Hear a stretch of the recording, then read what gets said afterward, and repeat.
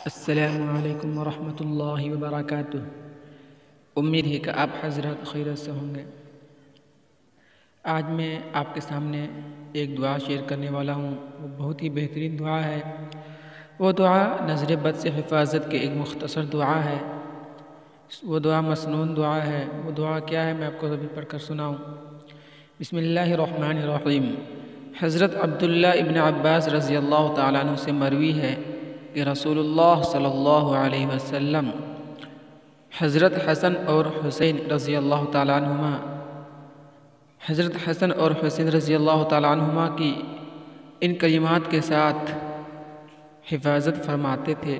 وہ کلمہ یہ ہیں: اعوذ بکلمات اللہ التامۃ من کل شیطان وہامۃ ومن کل عین لامہ۔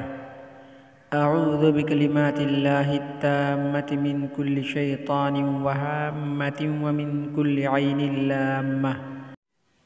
میں اللہ و تعالی سبحانہ کی حفاظت میں آنا چاہتا ہوں تمام جن و آسیب سے اور ہر بری نظر سے۔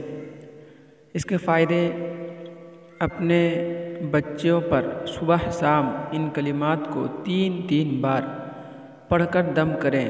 انشاءاللہ تعالی نظر سے حفاظت رہے گی، لگی ہوئی نظر اتر جائے گی اور شیطان کے سر سے حفاظت رہے گی۔